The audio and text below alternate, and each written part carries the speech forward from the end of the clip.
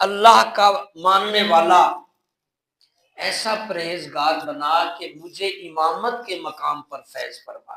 یعنی اللہ نے یہ دعا سکھائی کہ امامت کا مرتبہ اتنا مضبوط اور اتنا اونچا ہے، عالم دین کا امامت کا اتنا سٹیٹس ہے کہ اللہ قرآن میں سورۃ فرقان میں سکھا رہے ہیں کہ دعا مانگا کرو اور کوشش کیا کرو کہ علم دین پر دسترس حاصل کرو، دین سیکھو، دینداروں کی قدر کرو اور امام بنو۔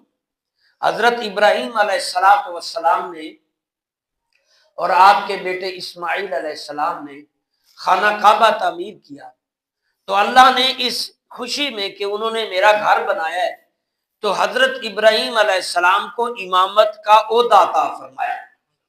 اللہ فرمایا ابراہیم ہم نے آپ کو امامت کے لیے چن لیا ہے۔ امامت بڑا سٹیٹس، بڑا مقام ہے جو کفار کے غلبے سے اور مسلمانوں کی جہالت سے بالکل زیرو پہ چلا گیا ہے۔ تو اس بارے میں اگلی جو آیت ہے قُلْ هَلْ يَسْتَوِي الَّذِينَ يَعْلَمُونَ وَالَّذِينَ لَا يَعْلَمُونَ، یہ بھی قرآن کی آیت ہے۔ اس میں اللہ نے فرمایا اے نبی قل، کہہ دو، اے نبی فرما دو هَلْ يَسْتَوِي الَّذِينَ يَعْلَمُونَ وَالَّذِينَ لَا يَعْلَمُونَ، اے نبی ان سے پوچھو، امتیوں سے کہو، کیا علم والا اور جاہل برابر ہے؟ جو علم رکھتا ہے، جو علم نہیں رکھتا ہے، کیا یہ برابر ہے؟ اور اللہ نے پھر خود آگے اس کا جواب دے دیا۔ پہلے یہ سوال چھوڑا سوچنے کے لیے، اور آپ بھی ہم بھی سوچ لیں، کیا علم والے اور بے علم برابر ہیں؟ ہو ہی نہیں سکتا۔ اللہ نے خود آگے پھر جواب دے دیا کہ نہیں، علم والے اللہ کے پسندیدہ ہیں، علم والے اللہ کو جاننے والے ہیں، علم والے بلند مرتبے پہ ہیں، وہ اونچے مقام پہ ہیں، اور جاہل اندھیرے میں۔ علم ایک روشنی ہے، جب کوئی علم پڑھتا ہے وہ کسی ریلیٹڈ سے ہو، کمپیوٹر سے ہو، سائنس سے، جدید ایجادات سے، یا اللہ رسول کے قرآن احادیث سے، تو اس کو ایک روشنی ملتی ہے، ایک راستہ، ایک نئی دنیا ملتی ہے جس سے وہ چل کر کامیاب ہو جاتا ہے۔ تو اسی طرح اللہ کے قرآن اور احادیث کے جو عالم ہوتے ہیں، جیسے والذین، تیسری آیت آپ سنیں، والذین اوتوا العلم درجات، کیا تم جانتے نہیں ہو کہ جن کو علم دیا گیا ہے وہ بلند درجے پہ ہیں؟ یا اس طرح اس کا معنی ہو سکتا ہے جو علم والے ہیں، جو اہل علم ہیں، وہ اونچے درجے پہ ہیں، جو علم رکھتے ہیں۔ اللہ فرما رہے ہیں والذین اوتوا العلم درجات، جو علم والے ہیں وہ اونچے مقام پہ، اس کا درجہ اونچا ہے۔ جب اللہ علم والوں کو اونچا درجہ دے رہا ہے تو ہم انسانوں کو کیا مسئلہ ہے؟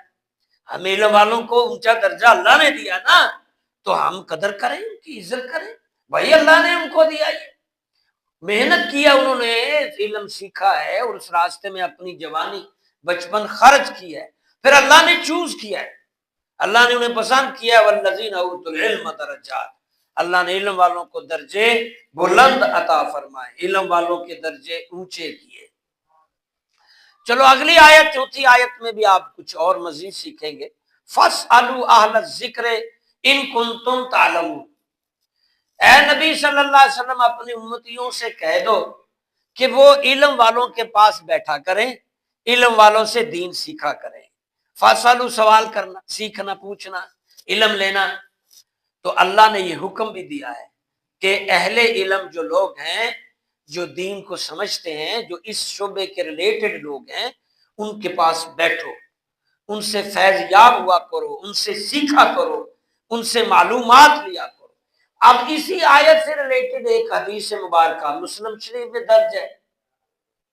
اللہ کے نبی صلی اللہ علیہ وسلم ارشاد فرمایا، جس نے نیک عالم کی زیارت کی گویا اس نے محمد صلی اللہ علیہ وسلم کی زیارت کی، اور جس نے نیک عالم کو سلام کیا اس نے ایسا ہی ہے جیسے محمد صلی اللہ علیہ وسلم کو سلام کیا، جس نے عالم دین کو کھانا کھلایا ایسے ہی ہے جیسے محمد صلی اللہ علیہ وسلم کو کھلایا، جو عالم کے پاس بیٹھے تو گویا ایسے ہی ہے جیسے محمد صلی اللہ علیہ وسلم کے پاس بیٹھا ہے۔ اور پھر ساتھ ہی اگلی حدیث میں فرمایا تم علماء کے پاس بیٹھا کرو، علماء ایک پھلدار درخت کی طرح ہیں، تمہیں سایہ بھی دیں گے اور پھل بھی دیں گے۔ تو صحبت علماء جو ہے وہ انسان کو بہت عقل سلیم اور سمجھ عطا کرتی ہے، اور وہ ایک اللہ اللہ کیے جانے سے اللہ نہ ملے، اللہ والے ہیں جو اللہ سے ملا دیتے ہیں۔ جس نے بھی اللہ کو پایا ہے، جس نے بھی کامیابی پائی ہے، وہ خود سے نہیں، اس نے کسی نہ کسی کامل بندے کی صحبت سے کامیابی لی ہے۔ وہ غوث پاک ہو، وہ داتا علی اجویری ہو، وہ ابو بکر صدیق ہو، عثمان و علی ہو، حسن حسین، کامل محمد عربی صلی اللہ علیہ وسلم کی صحبت سے ابو بکر بن گئے، عمر فاروق بن گئے، عثمان ذو النورین، عثمان بلند درجے پہ چلے۔ اللہ غنی۔ تو کامل لوگوں کی صحبت جو ہے وہ کامیاب کرتی ہے۔ اس لیے علماء کی محبت اصل میں جو علماء سے محبت کرتے ہیں وہ دین سے، اللہ اور اس کے رسول سے محبت کرتے ہیں۔ نعرہ تکبیر، اللہ اکبر، یا رسول اللہ۔ اب ایک اور حدیث میں العلماء ورثۃ الانبیاء، آپ نے اکثر یہ سنی ہے، مستند حدیث، کہ جو علماء ہیں ان کے پاس نبی کی وراثت ہے، جیسے کسی بیٹے کے پاس، بیٹی کے پاس اپنے خاندان ماں باپ کی چھوڑی ہوئی وراثت، مکان، پراپرٹی، پیسے، نقدی، کچھ بھی جو والدین کی چیزیں ہیں وہ اس کی اولاد کے لیے ہوتی ہے، دوسرا نہیں لے سکتا۔ وہ آگے اولاد نہیں ہے تو پھر اس کے قریب قریب کے۔ لیکن نبی جو ہوتے ہیں ان کی وراثت علم ہوتا ہے، اور علم کے وارث اللہ کے نبی نے خود کہا کہ علماء ہیں، جن کے پاس علم دین ہے، فرمایا وہ میرے وارث ہیں۔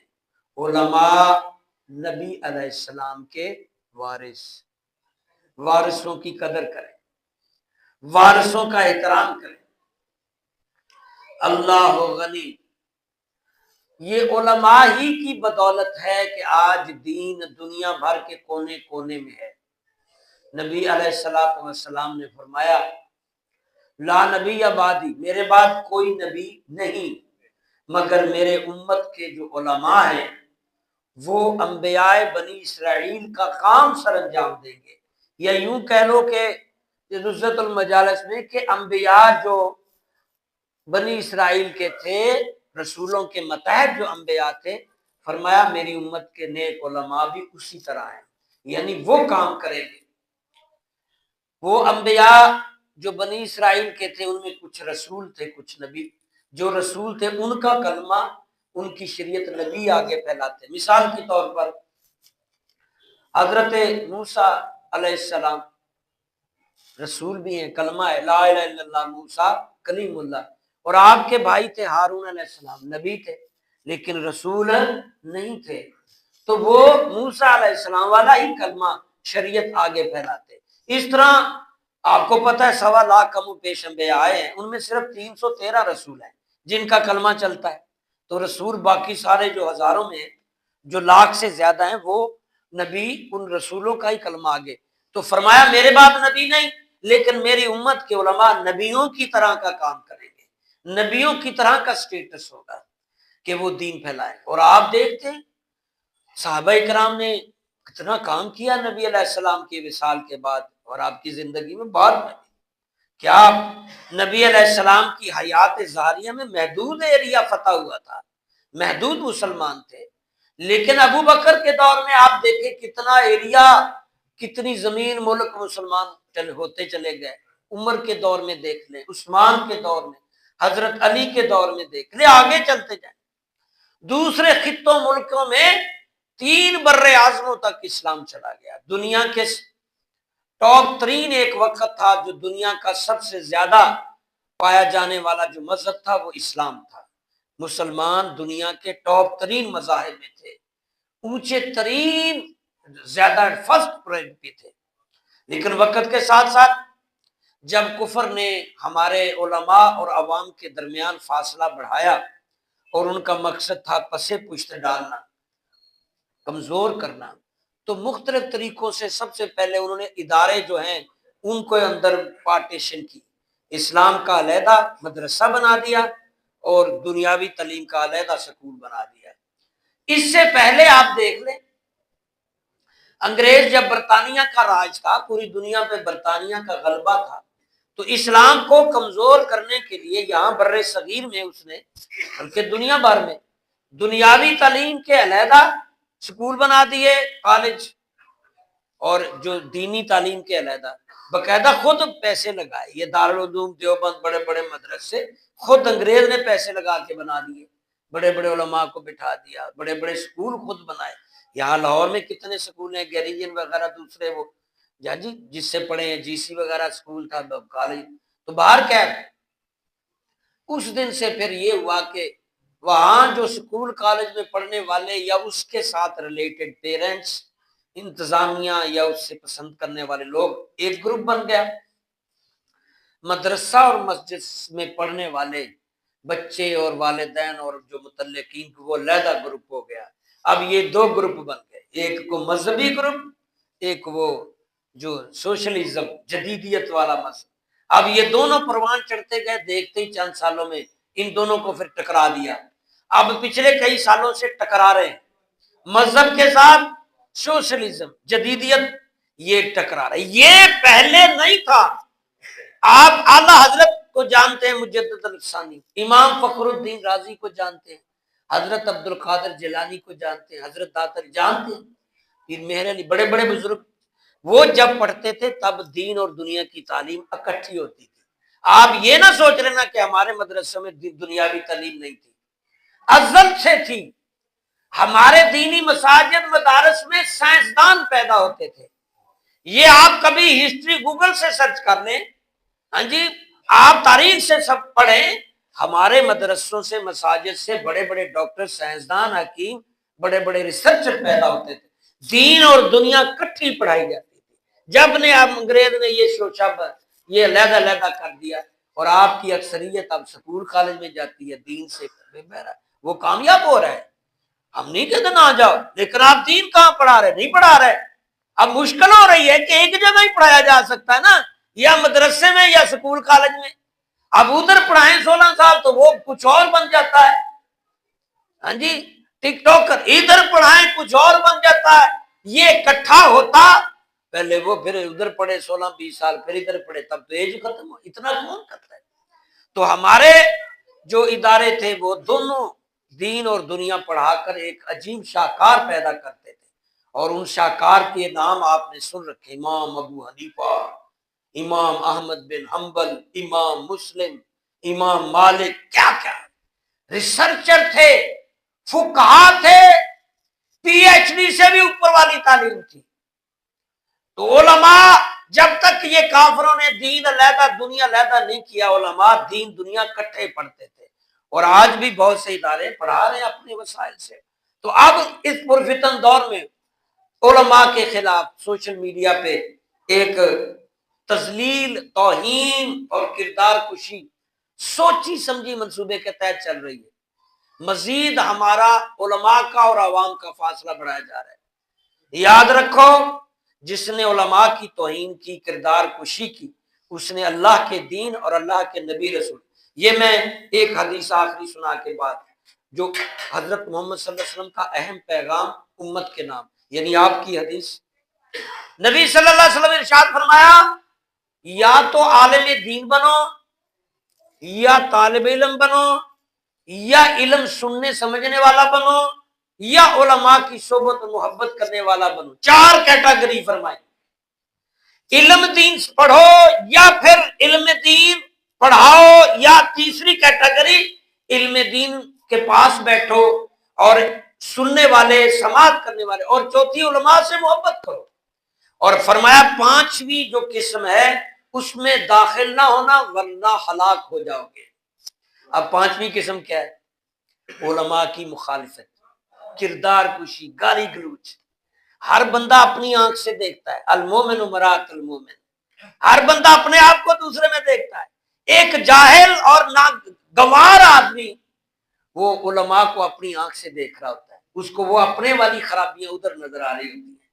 بھائی انسان ہیں، فرشتے تو نہیں ہیں، اکا دکا ہو سکتی ہیں۔ تو باہر کیا نبی علیہ السلام فرمایا یہ چار چیزوں میں علم سیکھو، یا علم پڑھاؤ، یا علم والوں کے پاس بیٹھو، یا علم والوں کا احترام کرو۔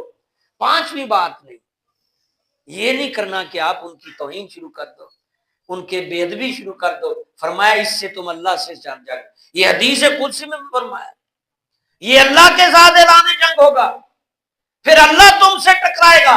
ایسی قوم کامیاب نہیں ہو سکتی جو اپنے بڑوں، اپنے علماء، اپنے بزرگوں کے ساتھ توہین امیز رویہ کرے، لہجہ سخت کرے اور سختی سے بولے، بغض رکھے، کردار کشی کرے، یہ قوم کامیاب نہیں ہو سکتی۔ اس لیے اب اس سٹیج پہ آپ آ گئے، ہم پہلے ہمارے دین دنیا لیدہ کر کے تم دنیا دار زیادہ ہو گئے ہو، ہم دیندار 1% کے قریب آ گئے، اور وہ بے یار و مددگار مسجد مدرسے، نہ حکومت فنڈ دے، نہ محلے والے دے، بے یار و مددگار، نہ محلہ دے اس کو، نہ کوئی، بس اس کے غریب غربا نیچے نیچے، اور اب کردار کشی۔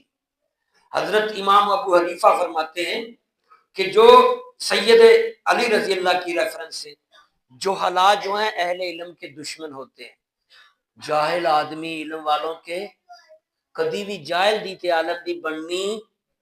لیکن علماء سے آخری بات میں، ٹائم ختم ہو گیا، علماء سے بھی اپیل کروں گا جو اہل علم ہیں، جو علم سیکھتے ہیں، وہ بدلیں، برداشت کریں اور جدید زبان سیکھیں۔ ہمارے ایک دوست ہوا کرتے تو انہوں نے کہا کہ میرا آگے دوست چینی زبان سیکھا، چین میں تبلیغ ادھر شفٹ ہو گیا، اس نے 10,000 سے زیادہ چینی مسلمان کی۔ اگر اس کو زبان تہذیب نہ آتی ہوتی تو وہ کیسے کر سکتے؟ اور اسی طرح میرے اپنے ذاتی کلیگ تھے جو یورپ میں ہیں، مبلغ ہیں، وہ اس فر انگلش اور ان کی لینگویج اور وہ دھڑا دھڑ مسلمان کری جا رہے ہیں۔ تو جدید زبانیں، جدید علوم سے بہرہ مند ہو کے، برداشت کر کے، لوگ اس وقت کاٹنے کو پڑ رہے ہیں، علماء کو کاٹنے کو، علماء کی تعداد کم ہو رہی ہے، قرب قیامت ہے، تو درگزر کے ساتھ نوجوان سے محبت کرتے ہوئے، بہت ساری خامیوں کو نظر انداز کرتے ہوئے، وڈا بن کے، ابا بن کے، دادے دی طرح میٹھا میٹھا بڑے طریقے سے تبلیغ کی ضرورت ہے۔ اللہ ہم سب کو علماء سے محبت کی توفیق دے اور اس فطروں والی زندگی سے محفوظ فرمائے۔